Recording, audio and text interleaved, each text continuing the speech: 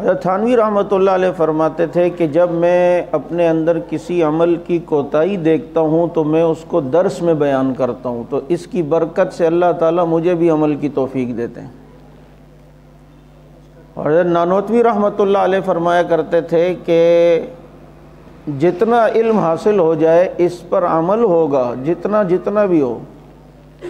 اتنے پر عمل ہوگا، اللہ تعالیٰ وہ علوم عطا فرمائے گا جو کتابوں میں نہیں ملیں گے، وہابی علوم اللہ تعالیٰ عطا فرمائیں گے۔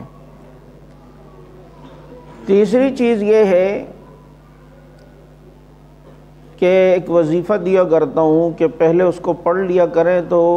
تقریر کے دوران انشاءاللہ علم کھلتا ہے۔ حاجی عبد الوہاب صاحب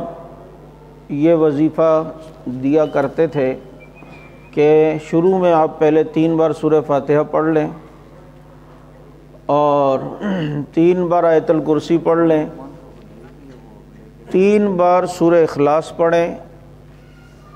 اور 3 بار جو ہے وہ کیا کہتے ہیں درود شریف۔ ترتیب یہی والی ہے جو میں بتا رہا ہوں کہ سورہ اخلاص ہو جائے، سورہ فاتحہ ہو 3 بار، سورہ آیت الکرسی ہو، سورہ اخلاص ہو اور پھر آخر میں درود شریف ہو۔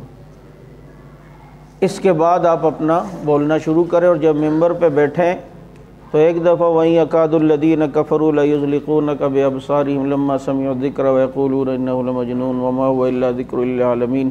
یہ سورہ قلم کی آخری آیت یہ نظر سے بچنے کے لیے، پتہ چلا کوئی بلوچ بیٹھا اڑے واڑے کیا مولوی ہے تو وہ سارے جو ہے نا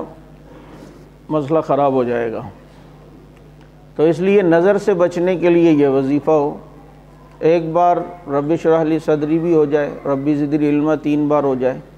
ربی زدنی علما تو آپ لوگ ہر نماز کے بعد 7 بار معمول بنا دو،